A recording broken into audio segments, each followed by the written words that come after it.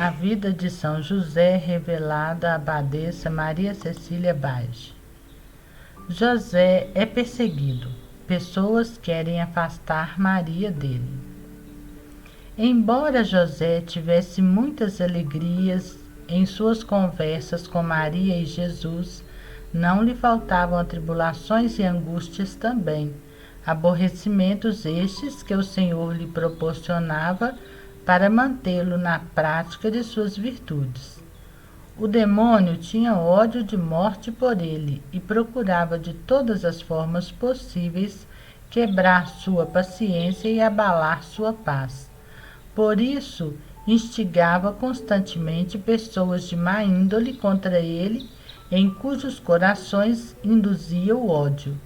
Elas não mais toleravam vê-lo em seu meio, pois, vivendo na escuridão, naturalmente odiavam qualquer luz.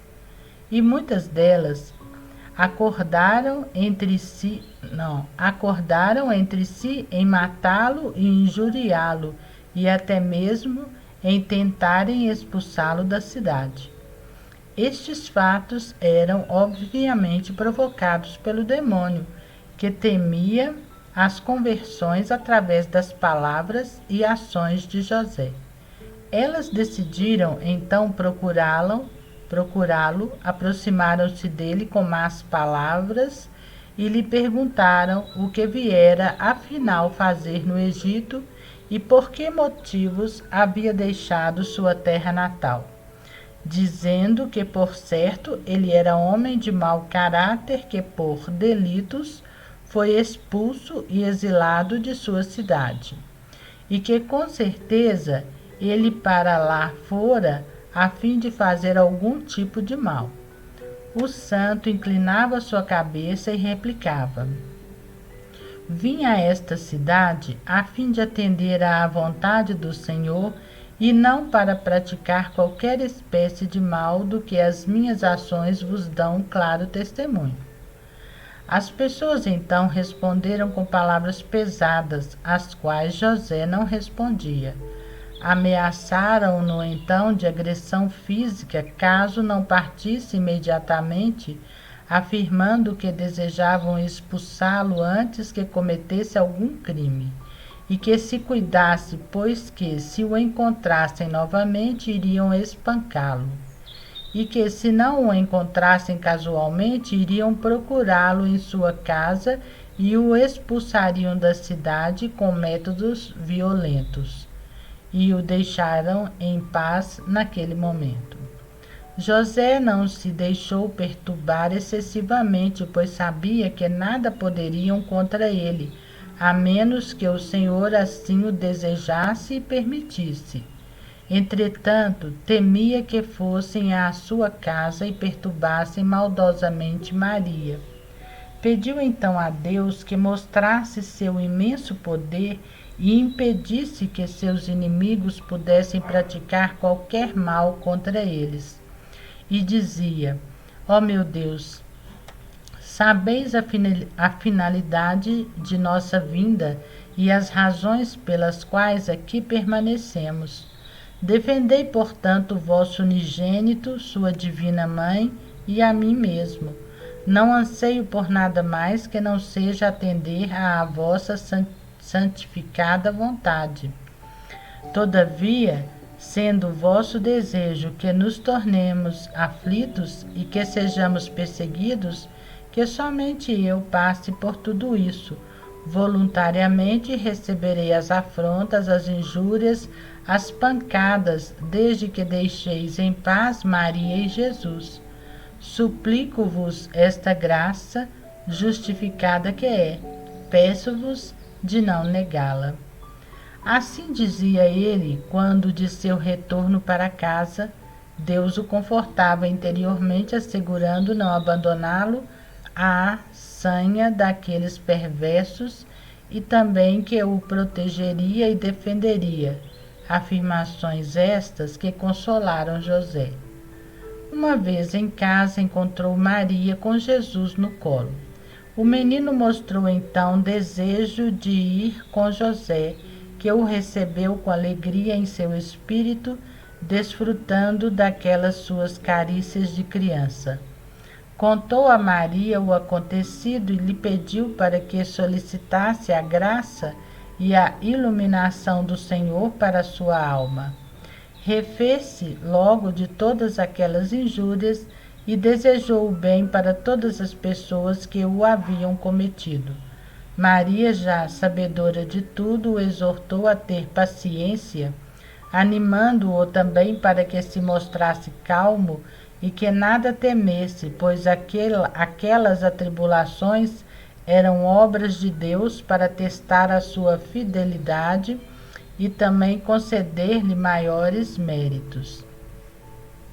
José se mostrou muito alegre e, devendo ir à cidade à busca de alimentos, preparou-se devidamente para enfrentar e sofrer as maldades que porventura encontrasse, pois aquelas pessoas, além de falarem mal dele, instigavam também tantas outras neste sentido.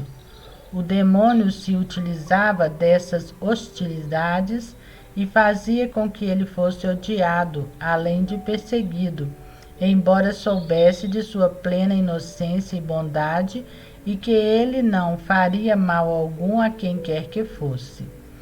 E quando José atendia aos seus afazeres particulares ou à sua profissão, sem mesmo olhar para os lados, com seu pensamento sempre fixado em Deus, aconteceu de encontrar os que o perseguiam. E eles o injuriaram novamente com más palavras, intimidando-o a deixar o Egito. O santo, fazendo uso de sua grande paciência, lhes disse que fossem também pacientes, pois que ele com certeza partiria tão logo fosse essa a vontade do Senhor. E estas suas palavras só serviram para acirrar ainda mais os ânimos dos que o odiavam, fazendo com que o ofendessem ainda mais. Ele sofria calado, com imensa paciência e resignação, e rezava por aquelas pessoas. Felizmente, jamais chegaram a cumprir suas ameaças de ir à sua casa, tão somente pelo fato de se encontrar muito distante, em lugar muito retirado. Talvez tivessem até mesmo feito alguma tentativa, por algum estranho motivo, porém desistiram. Depois de muitas perseguições, acabaram por cansar-se. Refletindo um pouco sobre a extraordinária paciência mostrada pelo santo, terminaram por deixá-lo em paz e isto muito o alegrou. Contudo, o demônio, seu inimigo permanente, cada vez mais enfurecido, procurava de todas as maneiras fazer com que José abandonasse o Egito, onde era senhor e adorado. Não satisfeito, instigou outras pessoas a algo muito mais terrível para José, qual seja a de que elas deviam afastar Maria de seu convívio, e esta foi realmente uma tremenda tribulação para o santo. Já se alastrava pelas redondezas que Maria era dotada de extraordinária beleza, e isso serviu para que algumas pessoas tentassem afastá-la de seu marido, pessoas estas que achavam ser ele homem de pouco respeito e que não ligaria a mínima para o que pudesse acontecer com ela. Devidamente instigados pelo demônio, afirmavam que, sendo ele pobre e miserável, até que gostaria de ver-se livre dela e ficar mais tranquilo. Informado desse terrível plano, José se amargurou, não porque temesse por Maria, pois sabia que o Senhor estava com ela e a protegeria, mas por lembrar-se daquela ofensa que ele lhe fizera quando tivera a intenção de deixá-la após tomar conhecimento do fato de ela estar grávida. Desta forma, achou que com isso tudo Deus tinha em mente puni-lo através desta terrível tribulação. Retornou à casa, onde encontrou Maria em suas orações e Jesus dormindo. Não desejando perturbar Maria, na altíssima concentração em que se encontrava, colocou-se também a orar separadamente, suplicando a Deus para que o libertasse daquela tão grande aflição. Chorava muito ansioso e dizia para Deus: se tal permitia, era com certeza porque ele o merecesse por aquele erro que cometera no passado, e muito aflito dizia: Senhor, sabeis bem por que desejava eu agir assim naquela ocasião, e que não estava ciente do que acontecera a ela. Por isso eu vos suplico perdão, e que não venhais permitir que minha esposa seja afastada de mim e que seja privado de sua tão querida companhia. Maria, sabedora de tudo, rezava muito para a serenidade de seu marido. Terminadas aquelas orações, Maria se dirigiu a José para confortá-lo e animá-lo em sua grande aflição. E ele, ajoelhado aos seus pés, contou-lhe o que estava acontecendo. Ela o amparou e o animou a nada temer, pois o Senhor jamais teria permitido que isso acontecesse.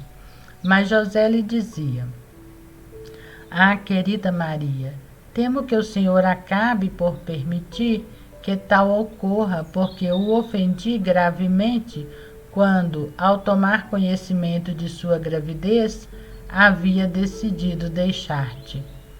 E tais palavras eram acompanhadas de copiosas e sentidas lágrimas. Maria sofria com ele e tentava consolá-lo, assegurando que Deus jamais consentiria em tamanha maldade. E José, então, lhe pedia seu perdão por aquela intenção que tivera durante a sua gravidez e dizia: Ó Maria, estou certo de que já me perdoastes e que inclusive tens pedido a Deus que também me perdoe. Peço-te perdão novamente para que intercedas junto a Ele, para que também o faça, e também a imensa graça de que jamais venhas ter privado de tua querida companhia. Pois que faria eu sem ti? Com certeza terminaria meus dias em lágrimas e amarguras, além de profundamente infeliz. Maria lhe garantiu outra vez que tal jamais aconteceria e que ele nada tinha, pois, a temer. Suas palavras o confortaram e ele se tranquilizou em seu espírito, que havia enfrentado grande dor.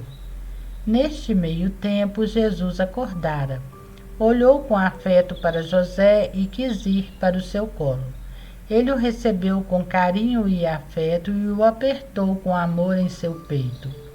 Jesus fez então muitas das gracinhas características das crianças da idade. Artes essa que levaram José a um êxtase no qual teve revelações de altíssimos mistérios sagrados e ficou ciente de que o Senhor desejava testá-lo e dar-lhe ocasiões de crescer em seus méritos e de praticar aquelas virtudes que lhe agradavam. Permaneceu neste estado durante algum tempo, com Jesus no colo, e voltando a si agradeceu ao Senhor e a Maria por tudo o que lhe dissera para consolá-lo, e ambos louvaram a Deus conjuntamente. A atribulação por que passavam desapareceu totalmente, pois o Senhor permitiu que aquelas pessoas não levassem adiante seus planos, pois enviou para elas preocupações de tal naipe que simplesmente não mais tiveram tempo de pensar no que haviam planejado para José. Sem mais aquele problema, agora calmo e tranquilo, o santo teve de enfrentar outro, de menor importância, porém. Havendo sido roubadas de um outro carpinteiro algumas ferramentas e instrumentos, além de algumas peças de madeira, José foi apontado como culpado do delito, pois que, sendo muito pobre, havia furtado para prover suas necessidades. Diziam, afirmando ser ele mesmo afeito a tais procedimentos. E diziam ainda: não terá sido casualmente que veio para este lugar. Sendo muito pobre, é bem provável que tenha furtado também em sua cidade natal, motivo pelo qual foi expulso de lá. Todas essas insinuações eram provocadas pelo demônio para que José fosse caluniado e expulso do Egito. Ele foi avisado por pessoa que o apreciava de que deveria cuidar-se, pois poderia ser preso como delinquente e que muitos estavam certos de sua culpa no furto. José ficou surpreso com o aviso.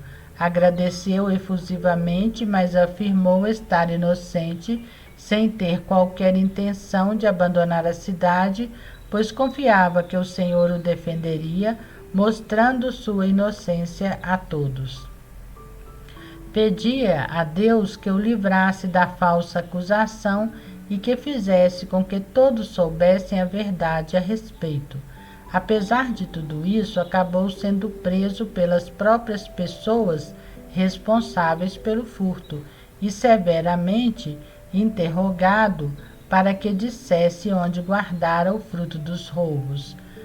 Dando de ombros, disse nada saber a respeito, e embora as pessoas conhecessem sua inocência, o maltrataram e o injuriaram, ameaçando-o mesmo de castigos corporais.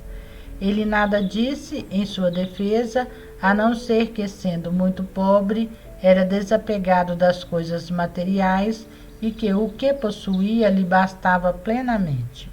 Embora tivesse muito pouco, se as pessoas desejassem privá-lo daqueles poucos bens que o fizessem, que para ele estaria bem, pois o Senhor providenciaria quanto às suas necessidades.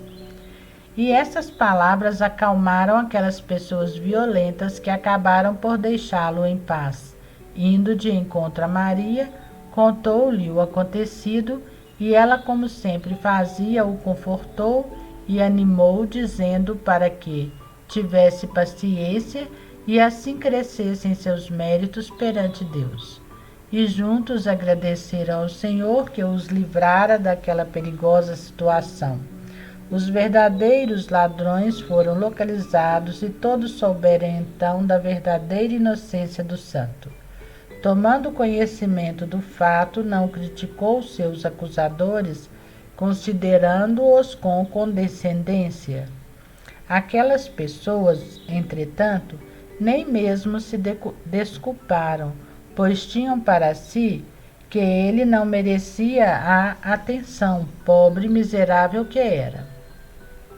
Também neste caso, o demônio foi inexoravelmente derrotado, e isso fez que se enfurecesse ainda mais com José, a quem não conseguia fazer perder a calma, a paciência e a resignação. Mas nem por isso deixava de instigar as pessoas contra ele, pois quando o santo ia para casa, acabava sempre por encontrar aqueles que lá estavam para maltratá-lo e vilipendiá-lo. Foi mesmo prodigiosa a paciência que sempre demonstrou nestas ocasiões no Egito.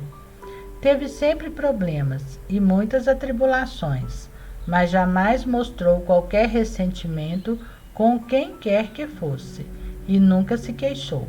Passou por todos os sofrimentos com grande resignação e até mesmo alguma satisfação. Para os que o perseguiam, nada mais dizia que o Senhor vos perdoe. Na verdade, acompanhava suas palavras com ações e rezava para Deus no sentido de que ele beneficiasse de alguma forma aquelas pessoas para que elas chegassem ao conhecimento do verdadeiro Deus, lacrimejando mesmo quando realizava estes pedidos por elas. Estava sempre ansioso para que o Senhor permitisse aquele seu tão humilde servo exercitar-se na prática de virtudes, estando entre pagãos e infiéis, temia afrontas a Maria e a Jesus. Esta preocupação o atormentava permanentemente e ele dizia para si mesmo: tais pessoas que me querem verdadeiramente mal, querendo desagradar a mim, poderão destratar Maria e Jesus, podendo até mesmo expulsá-los daqui na minha ausência. Por tal motivo, estando ele ausente, preocupava-se sobremaneira e não via a hora que o tempo passasse e ele pudesse certificar-se de que nada houvesse ocorrido com os seus queridos Maria e Jesus.